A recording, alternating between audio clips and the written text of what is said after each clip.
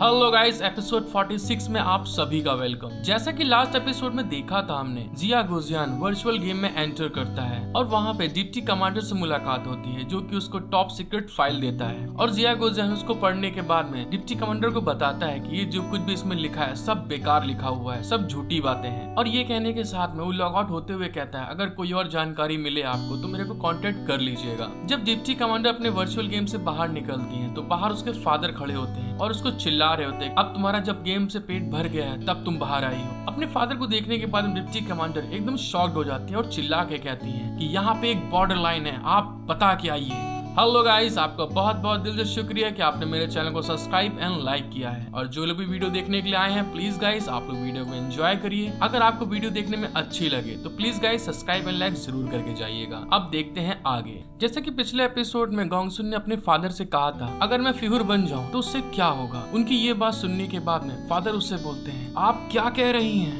अपने फादर को इतना ज्यादा शॉक्ड होते हुए देख के गोंगसुन उनसे कहती हैं, मेरा मतलब है कि ज्यादा सुरक्षा से खेलना वास्तव में सुरक्षा की गारंटी नहीं देता है। हमारी फैमिली को तभी शांति मिलेगी जब मैं चीफ एग्जीक्यूटिव बन जाऊंगी। मैं अब और खतरों के साथ जीना नहीं चाहती हूँ। इसके अलावा हम ह्यूमन रेस गॉड्स के वंशजों को कैसे लीडर बना सकते हैं, ऐसे तो हम बहुत ज्यादा मजाक के लायक बन जाएंगे। गोंगसुन की ये बात सुनने के बाद में उसके फादर बहुत ज्यादा घबरा जाते हैं, शॉक्ड हो जाते हैं और तभी गोंगसुन को पकड़ते हुए कहते हैं, जियू क्या आप जानती हैं कि आप क्या कह रही हैं। अगर आप इस बात के लिए 100% पक्का नहीं है तो मैं अपने पूरे परिवार को जोखिम में नहीं डालूंगा। अपने फादर की ये बात सुनने के बाद में जियू गोंगसेन अपने फादर से कहती है, हाँ मैं 100% कंफर्म हूँ। और ये कहने के साथ में जिया गोजियान को याद करती है। तभी जियू गोंगसेन कहती है, मैं अब अकेली नहीं हूँ, मुझे विश्वास है कि अगर मैं इस बेकार चीफ एग्जीक्यूटिव के फैसले को बदलना चाहती हूँ तो वह मेरी मदद करेंगे। फिर ये कहने के साथ में अपने मन में सोचती है, उस समय तक शायद मैं उसके साइड में खड़ी हो सकती हूँ, जैसा कि सच में मैं एक रियल वुमेन हूँ। और ये कहने के साथ में वहाँ पे सीन चेंज हो जाता है और तभी दोस्तों में दिखाया जाता है बायोलॉजिकल पार्क को। जिया गोजियान अपने टाइगर के साथ में वहाँ बैठे हुए कल्टीवेशन कर रहा होता है और कल्टीवेशन करने के साथ में आंखें खोलता है और तभी कहता है, अच्छा ये बताइए आप कितने लंबे समय तक छुप रही हैं। अगर तुम मुझे देखना चाहती हो बस बाहर आओ, अगर आप ऐसे ही करती रही तो मैं कल्टीवेशन नहीं कर सकता। और ये कहने के साथ में जिया गोजियान अपनी फिंगर से स्पिरिचुअल पावर को यूज करते हुए उसके ऊपर फायर कर देता है। और जिया गोजियान जब फायर करता है दोस्तों में पता चलता है वहाँ पे यिनजारू छुपी होती है और तभी यिनजारू वहाँ से नीचे गिरते हुए चिल्ला रही होती है, पकड़ो पकड़ो, कोई तो पकड़ो मेरे को, मैं नीचे गिर रही हूँ। तभी हमें दिखाया जाता है जिया गोजियान वहाँ पे उसके नीचे आ जाता है उसको बचाने के लिए ताकि उसे चोट न लग जाए और वो जिया गोजियान के ऊपर सीधे आके गिर जाती है। गिरने के बाद हमको दिखाया जाता है यिनजारू को। यिनजारू अपने सर को सहलाते हुए धीरे से खड़े होते हुए कहती है, क्या आप हर चीज में सक्षम नहीं हैं? तुमने मुझे क्यों नहीं पकड़ा? इस चीज से मुझे बहुत ज्यादा दर्द हुआ है। उसकी ये बात सुनने के बाद में जिया गोजियान उससे कहता है, क्या मैं आपको पकड़ने के लिए काफी तेज नहीं था? और हमको दिखाया जाता है यिनजारू को। यिनजारू जिया गोजियान की गोद में बैठी होती है और उसके साथ फ्लर्ट कर रही होती है, साथ ही ब्लश करते हुए कहती है, तुम सच में बहुत बड़े झूठे हो। आपने ये सब जानबूझ कर किया है ताकि आप मेरे को इस पोजीशन में नीचे गिरा सकें। यिनजारू की ये बात सुनने के बाद में जिया गोजियान को दिखाते हैं, वो अपने मन में सोचता है, मैं इस दुनिया में जिन लड़कियों से मिलता हूँ वे इतनी ज्यादा खुली दिमाग की क्यों हैं? वो ऐसे मुंहफट हो जाती हैं। और ये सोचने के साथ में यिनजारू के माथे पे एक टिक करता है और यिनजारू को चिल्लाते हुए कहता है, तुम बात को बदलने की कोशिश ना करो, तुम पहले मुझे ये बताओ तुम यहाँ पे छुप कर क्यों घूम रही हो। उन लोग का ये रोमांस चल ही रहा होता है, तभी दिखाते हैं उतने में वहाँ पे यान वुयू आ जाती है और आते हुए खास कर उनको बताती है कि मतलब मैं यहाँ पे हूँ। यान वुयू उस पोजीशन में देखने के साथ में उन लोग से कहती है, इस तरह से या दूसरे लोगों की फीलिंग के साथ में बहुत ज्यादा खिलवाड़ है। भले ही आप अपने घर में हो लेकिन आप ऐसे खुलेआम पोजीशन में नहीं रह सकते हैं। यान वुयू की ये बात सुनने के बाद में यिनजारू जिया गोजियान की गोद से धीरे धीरे पीछे हटते हुए यान वुयू से कहती है, तुम बस बेफालतू की बातें करती हो। जो लोग जीवन भर अकेले रहे वे दूसरे कपल्स के प्यार के बारे में जलन महसूस करने से खुद को नहीं रोक सकते हैं। तभी जिया गोजियान यान वुयू को देखते हुए कहते हैं, अरे कमांडर यान आप भी यहाँ पे हैं। यिनजारू की ये बात सुनने के बाद में कमांडर यान अपने मन में सैड महसूस करते हुए सोचती है, क्या आप जीवन भर बस अकेले रही हैं? लेकिन मैं अब ऐसा नहीं सोचती हूँ। और ये सोचने के साथ में ब्लश कर रही होती है। फिर हमें दिखाया जाता है यिनजारू को। यिनजारू जब आई होती है तो जिया गोजियान के लिए कुछ खाना लेके आई होती है और जिया गोजियान को खाना देते हुए कहती है, वुयू ने कहा कि आपने वॉर में अच्छा काम किया, इसलिए मैं आपको कुछ गिफ्ट देकर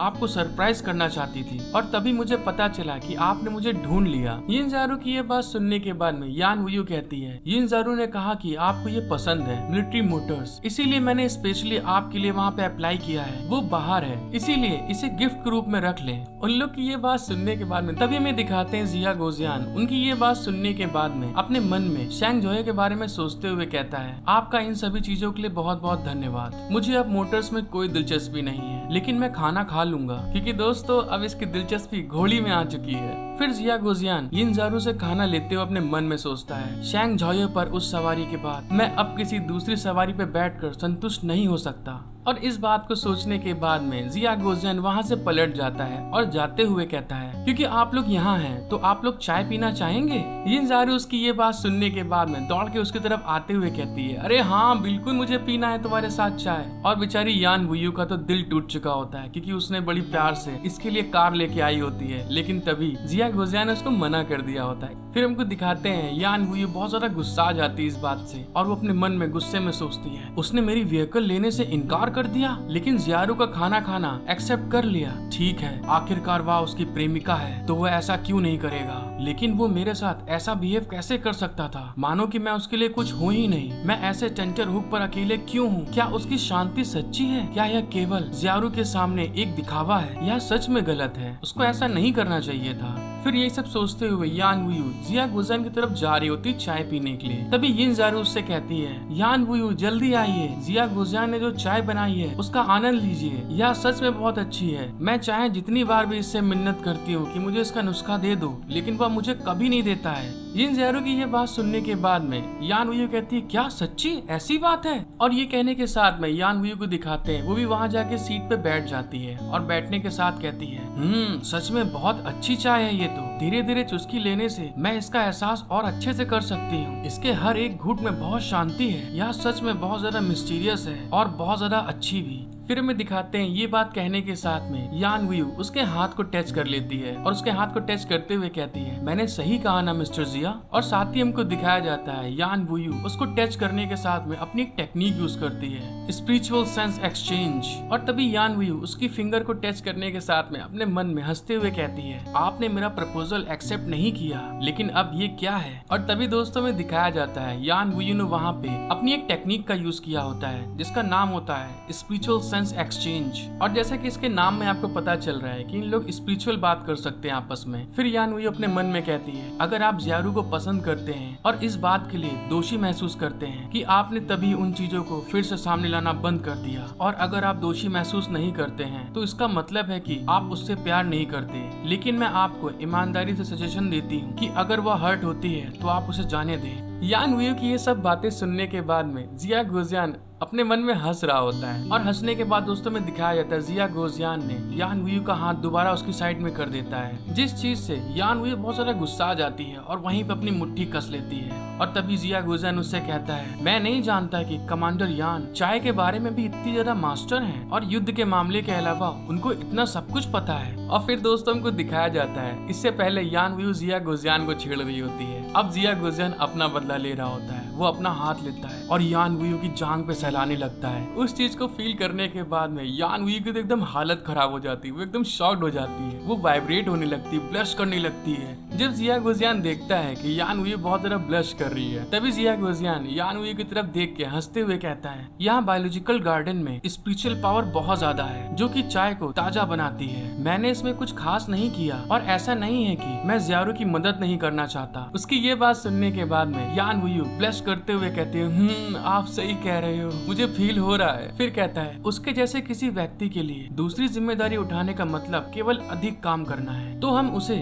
उसके समय का आनंद क्यों ना लेने दें। जिया गोजियान ये बात भूल ही रहा होता है और उसके पैर को सहला रहा होता है, जिससे कि यान वुयू बहुत ज्यादा हेजिटेट हो जाती है और ब्लश करते एकदम से खड़ी हो जाती है और चिल्ला के कहती है, बस बहुत हुआ, अब और नहीं। इस चीज को देखने के बाद में जिया गोजियान तो स्माइल कर रहा होता है, लेकिन यिनज़ारू क्यों कुछ समझ में नहीं आ रहा होता, मतलब हुआ क्या एकदम से चाय पीने और इन सब बातों के बीच में इसको एकदम से क्या हो गया। फिर यान वुयू वहाँ से खड़ी हो जाती है, बहुत ज्यादा ब्लश करने लगती है और तभी कहती है, अगर तुम उसकी परवाह करते हो तो दूसरी औरतों के साथ में फ्लर्ट मत करो, वरना आप खुद को उसका बॉयफ्रेंड कैसे कह सकते हैं। इन ट्रिक्स को यूज करने के बाद में आप अपने बारे में इतना अच्छा महसूस मत करो, आपको अपना प्लेस पता होना चाहिए।